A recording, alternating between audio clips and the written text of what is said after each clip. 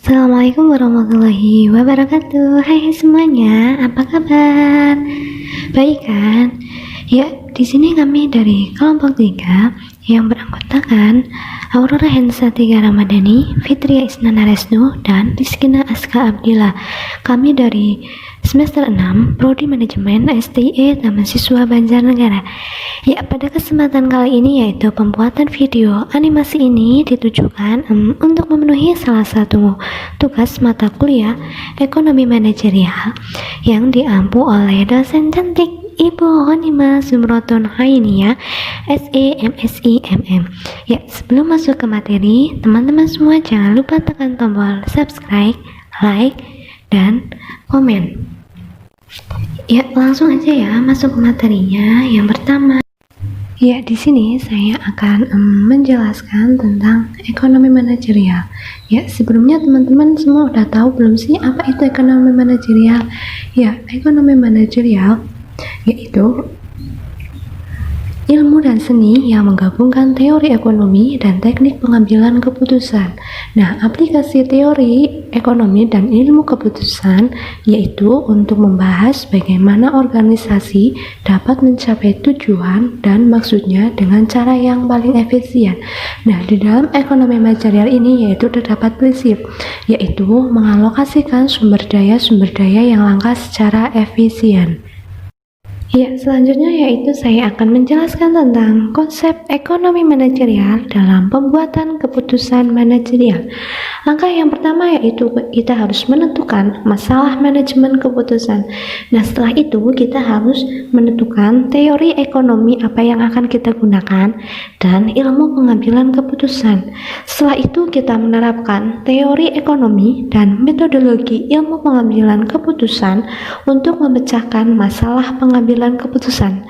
Setelah itu kita menemukan solusi optimalnya. Peluang lingkup ekonomi manajerial ada 3, yaitu yang pertama hubungan antara ekonomi manajerial dengan ekonomi tradisional. Terus yang kedua kemudian ada hubungan antara ekonomi manajerial dengan ilmu pengambilan keputusan. Terus kemudian yang ketiga ada hubungan antara ekonomi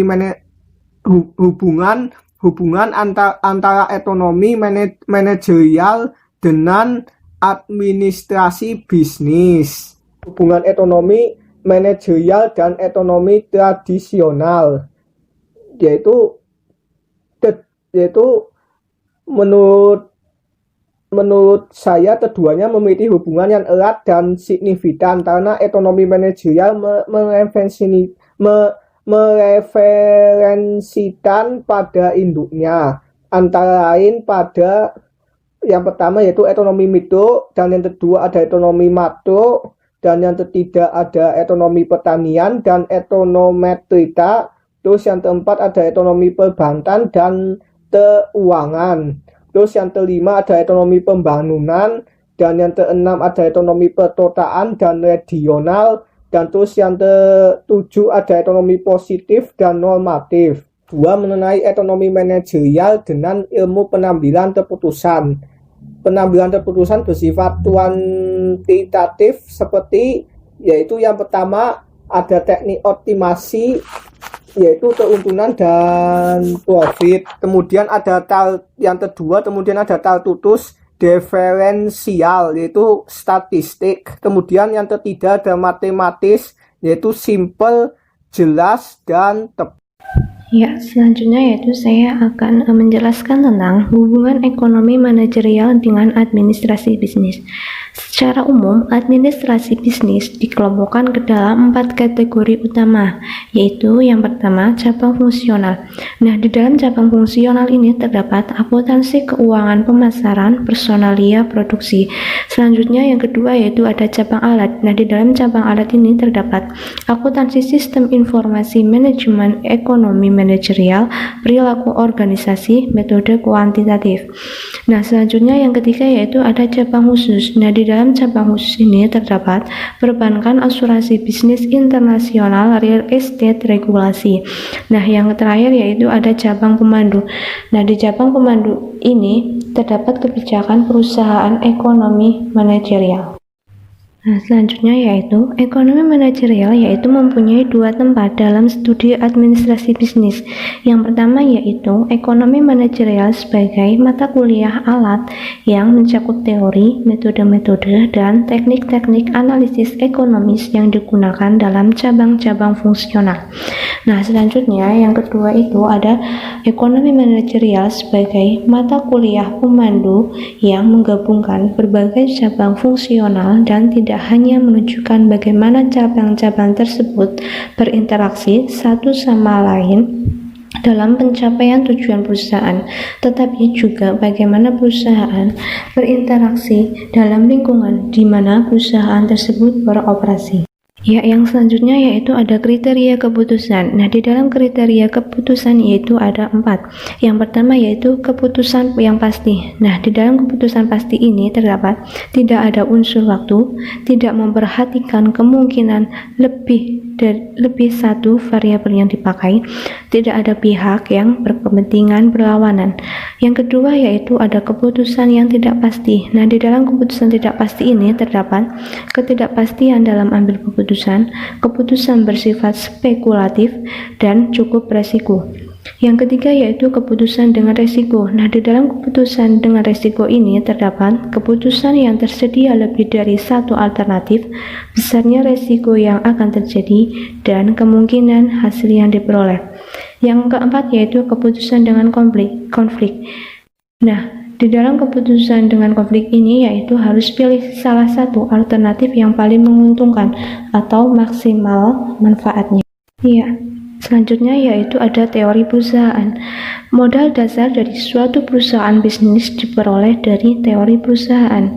Nah, tujuan perusahaan yaitu memaksimalkan laba, di mana manajer atau pemilik dari suatu perusahaan dianggap selalu berupaya untuk memaksimumkan laba jangka pendek.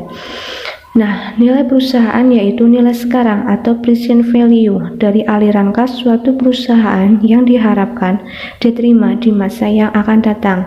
Meningkatnya nilai perusahaan adalah sebuah prestasi yang sesuai dengan keinginan para pemiliknya, karena dengan meningkatnya nilai perusahaan, maka akan kesejahteraan para pemilik juga akan meningkat. Ya, selanjutnya yaitu ada jenis-jenis nilai perusahaan. Nah, jenis-jenis nilai perusahaan ini yaitu ada 5. Yang pertama yaitu nilai nominal. Nah, apa itu sih nilai nominal? Ya, nilai nominal adalah nilai yang tercantum secara formal dalam anggaran dasar perseroan, disebutkan secara eksplisit dalam neraca perusahaan, dan juga ditulis secara jelas dalam surat saham kolektif. Yang kedua yaitu nilai pasar. Nilai pasar sering disebut kurs atau adalah harga yang terjadi dari proses tawar-menawar di pasar saham. Nilai ini hanya bisa ditentukan jika saham perusahaan dijual di pasar saham. Yang ketiga yaitu ada nilai intrinsik.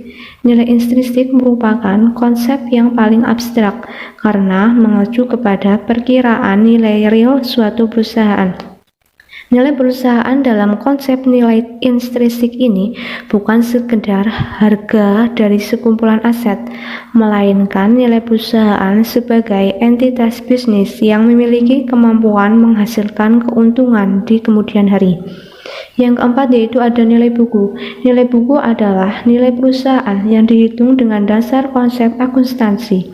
Secara sederhana dihitung dengan membagi selisih antar total aset dan total utang dengan jumlah saham yang beredar. Selanjutnya yaitu ada nilai likuiditas. Nilai likuiditas adalah nilai jual seluruh aset perusahaan setelah dikurangi semua kewajiban yang harus dipenuhi. Nilai likuiditas dapat dihitung dengan cara yang sama dengan menghitung nilai buku, yaitu berdasarkan neraca performa yang disiapkan ketika suatu perusahaan akan dilikuidasi. Ya, selanjutnya nilai perusahaan sama dengan PV dari laba yang diharapkan pada masa yang akan datang. Nilai perusahaan dapat diukur dengan yang pertama, price earning ratio. Yang kedua, price to book value. Dan yang ketiga, Tobin's price earning ratio atau PER. Price Earning Ratio atau PER menunjukkan berapa banyak jumlah uang yang rela dikeluarkan oleh para investor untuk membayar setiap dolar laba yang dilaporkan. Rasio ini digunakan untuk mengukur seberapa besar perbandingan antara harga saham perusahaan dengan keuntungan yang diperoleh oleh para pemegang saham. Kegunaan Price Earning Ratio adalah untuk melihat bagaimana pasar menghargai kinerja perusahaan yang dicerminkan oleh earning per share-nya. Price Earning Ratio menunjukkan hubungan antara pasar saham biasa dengan earning per share. Price Earning Ratio atau PER berfungsi untuk mengukur perubahan kemampuan laba yang diharapkan di masa yang akan datang. Semakin besar PER, maka semakin besar pula kemungkinan perusahaan untuk tumbuh sehingga dapat meningkatkan nilai perusahaan. PBV atau Private to Book Value adalah rasio yang menunjukkan apakah harga saham yang diperdagangkan overvalued di atas atau undervalued di bawah nilai buku saham tersebut. Price to book value menggambarkan seberapa besar pasar menghargai nilai buku saham suatu perusahaan.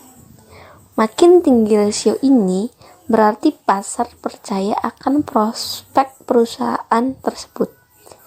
PBV juga menunjukkan seberapa jauh suatu perusahaan mampu menciptakan nilai perusahaan yang relatif terhadap jumlah modal yang diinvestasikan.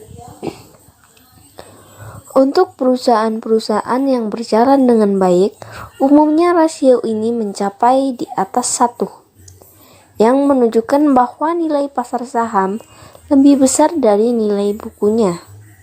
Semakin besar rasio PBV, semakin tinggi perusahaan dinilai oleh para pemodal relatif dibandingkan dengan dana yang telah ditanamkan di perusahaan. Dan yang terakhir adalah Tobin-Esque, alternatif lain yang digunakan dalam mengukur nilai perusahaan adalah dengan menggunakan metode Tobin-X yang dikembangkan oleh James Tobin. Tobin-X dihitung dengan membandingkan rasio nilai pasar saham perusahaan dengan nilai buku ekuitas perusahaan. Rasio lebih unggul daripada rasio nilai pasar terhadap nilai buku karena rasio ini fokus pada beberapa nilai perusahaan saat ini secara relatif terhadap beberapa biaya yang dibutuhkan untuk menggantinya saat ini. Sekian materi yang dapat kami sampaikan. Apabila banyak kekurangan atau kesalahan dalam penyampaian materi kami haturkan banyak permintaan maaf yang setulus-tulusnya. Wabillahi taufiq wal hidayah. Wassalamualaikum warahmatullahi wabarakatuh. Semoga bermanfaat buat teman-teman semua. Terima kasih.